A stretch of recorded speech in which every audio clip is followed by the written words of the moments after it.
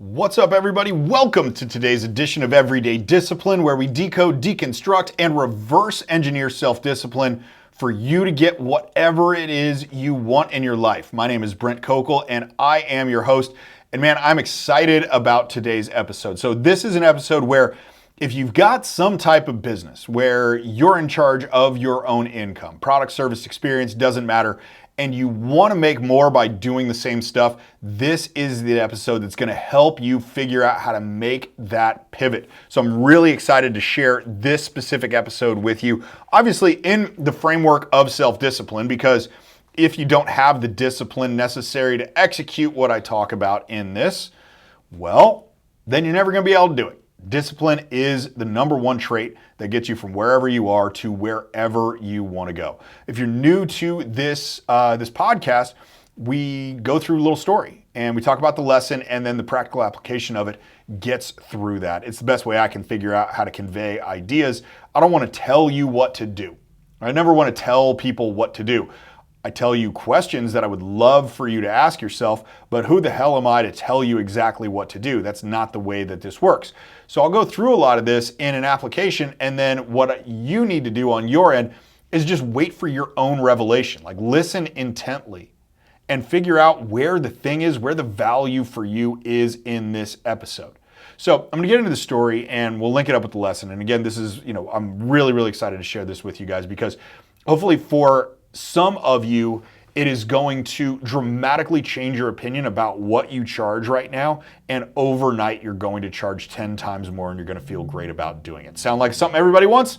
If I was standing in front of an audience, I would be raising my hand and everybody would be raising their hand going like, yes, this is exactly what I want. So here's the story, here's how it went down, and this is the thing that I want you guys to recognize here. So a buddy of mine, he's got a digital training course that he sells through his website. It's for crisis de-escalation. He sells it to cops, he sells it to hospital workers, like these places where there's really high tension and we want to de-escalate versus escalate the feeling of emotion. So he helps people like back down, and cops and people that work at hospitals, they're dealing with crises like every single day. Now, my buddy, he's been around for years. I think something like 15 to 18 years. He's been in this space. And so he's got this front end product. Everybody knows about him. They've got great search engine optimization, SEO going on their website. And so he sells hundreds of thousands of dollars worth of this digital product that he created every single month, which is awesome.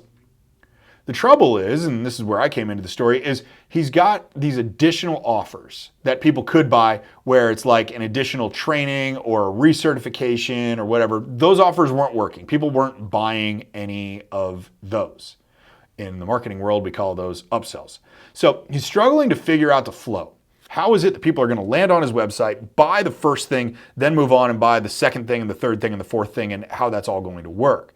He's thinking about the flow. He's thinking about the copy, like what is on the page, the writing, the words, the persuasive techniques that you use in the copy, and the functionality of his website builder, and how do we set up these pages for the maximum effect. He comes to me because this is one of the things that I am an absolute expert in. I really understand how all this works. I understand marketing, I understand copy, I understand website builders, like I understand how to make these things effective, which, by the way, I learned the hard way because I used to think that pretty websites is what sold stuff, but as it turns out, having a pretty attractive website does zero for your sales. And I know this because I've had pretty attractive websites that I've tested against what I thought were ugly as hell websites, and the difference in changing these was tens of thousands of dollars a month in terms of performance. The shitty website did way better than the pretty one. So this is my experience in this. It's not just talking out of my ass. So I'm an expert in how to do this. So I hop on his website builder, and within like an hour, I set up the pages, I write some different copy, and we put it back into the marketplace, and boom, people start buying his upsell products, and his core product was selling a lot more too. Now, he can't believe that I did this all in the course of like 60 minutes, maybe 75 minutes is how long we were on the phone. And for me, like, that's just a normal Tuesday. Like, that's what I do on Tuesday. Here's the lesson for you guys. What's normal and ordinary to you is seen as superhuman to others. Let me say that again. What's normal and ordinary to you is superhuman to others. And I say that with emphasis because I know that I struggled with this for a long time, and I sense to think that other people struggle with it too. is to understand that the things that you have done over the course of your life, all the thousands of reps that you have to get good at something, now just become normal and ordinary to you. It's so much easier for Tom Brady to throw a football than it is for me to throw a football because of how many times he's done it. It's normal and ordinary, and I think it's superhuman. Now, granted, he was given some physical gifts that I was not. Okay, great. Still got that. But what's normal and ordinary to you is super difficult to somebody else, whether that's writing email copy or whether that's dealing with customers or whether that is you're the best window washer on the planet. Like what's normal and ordinary to you is superhuman to others. This, my friends, is going to be a conversation about changing what the marketplace believes you are worth instead of you and your belief about what you're worth. Because here's the deal. Most people think they're worth less than the marketplace actually thinks they are. Now here's why. There's a misunderstood value on the part of the seller because it's normal and ordinary to you. When I think about what this was with my buddy the other night, this is normal and ordinary to me.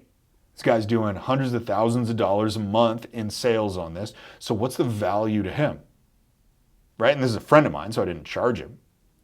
But in reality, what could I have charged him? It was only an hour to 75 minutes. What would you charge for an hour to 75 minutes? Think about lawyers, right? The fanciest lawyer, I think, is like $1,500 an hour. They charge by the hour. Would you have paid $1,500 for me to come fix the website? To increase the copy, to increase the conversions, to where we're now upselling things, to where we're now converting more on the regular product. So instead of $300,000 a month, we're going to do $500,000 a month. What if I charged $500,000 an hour to do that? Is it worth it? I'm going to make the argument that it would be, because it's going to pay itself off in the next 4 months. This is the perception.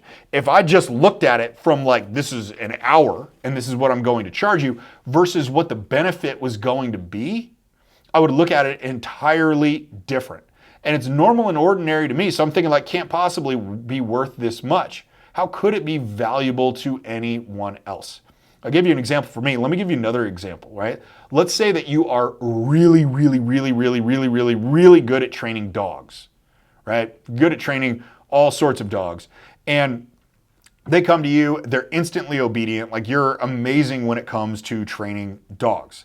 Now, it's normal and ordinary for you, so you charge what you think it's worth. I mean, it's a dog, it's training, like you have fun doing it. It might have been a hobby when you were in high school or a kid before that, and you just somehow speak dog. Like you can just make dogs do whatever it is you want the dogs to do. And let's say that right now you think that that's worth $50 a day for training. Not unreasonable. I think that's somewhat of the going rate somewhere around here where I live in California. It's about $50 a day to have your dog get trained. Now, granted, that's not going to be private. They're going to be in a group, but still, that's about what it is. But then we get a question. After we did the research, let's say we did that $50 is the going rate. I'll bet you anything that people that are charging $50 have no idea what it's worth because there's something that they haven't taken the time to understand, which is the value to the marketplace, i.e. their value to their customers. Now let me take that dog scenario one step further. Let's say, for example, that I have a German Shepherd, maybe a German Shepherd puppy, maybe a German Shepherd puppy that's 10 months old. Maybe she digs up the yard a lot. Maybe she poops in places I don't want her to poop. Maybe she doesn't know how to swim. Maybe I can't trust her in my house to not go after my kids or my cat. What if I have that? And what if she breaks around $500 a week worth of stuff in my house? What if I have a German Shepherd puppy that does all of that? And let's say that it was going to cost me $5,000 a month that I let her dig up the backyard. Sound like a true story? Because it's my experience. How much would I be willing to pay to have all of that resolved? How much would I be willing to pay to have all of that resolved? I mean, anything less than $5,200 and I'm all in, because that's what it's costing me a month to have this dog rip up everything in the yard. That's the real world example of the seller's perception of value versus the buyer's perception of value. I promise you, if that was your dog, you'd pay this dog trainer over $1,000 a week if that meant that those problems went away. That's the difference when you start looking at the value to the marketplace of what you're doing versus your perception of your value to the marketplace, which is skewed because it's normal and ordinary to you. Dogs just show up, they're obedient. I don't know why. Maybe because I'm confident in the way that I talk to them. Whatever it is, right? That's the thing. You've got to recognize that it's like, this is just what it is. It's the value and the perception of value to the marketplace.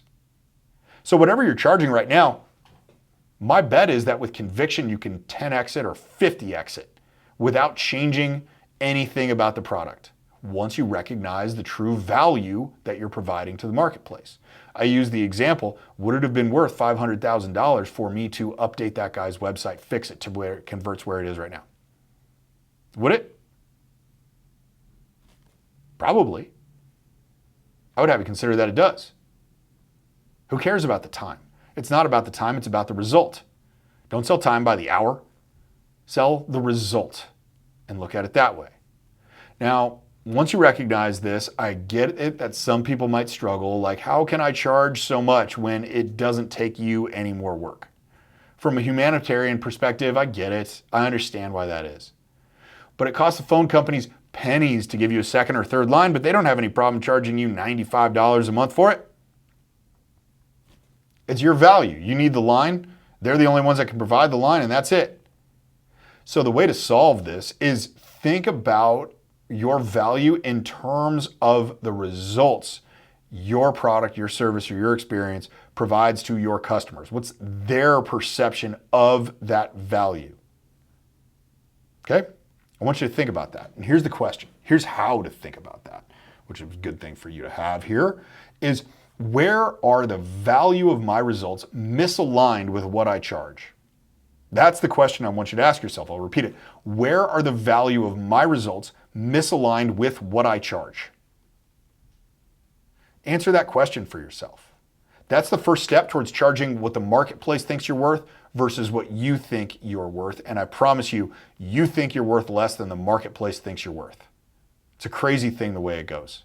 But it's funny, like the higher my prices go, the more in demand the service becomes. And the higher results that everybody gets too. I would have never thought this like 5 years ago, ever. But it's certainly the truth. And I know it'll be the truth for you too. So ask yourself that question. That's the starting point of it. All right, guys, that is it. That's the show for the day, everybody. Before you go, please do give me a rating and a review on whatever platform you are listening to this on. If you're watching it on YouTube, make sure to smash the like button, subscribe to the channel. 3 new podcasts come out every single week. It means the world to me when you guys engage with the show. It just helps me see that people are paying attention, which I absolutely love because of what it means for you. It means that you're here because you want to do something better for yourself. You don't want to accept the life that you have. You want to go get the one that you know that you deserve. All right, guys, that is it. That's the show for the day. I'm going to do my job and come back next time. I want you to do your job and you come back too.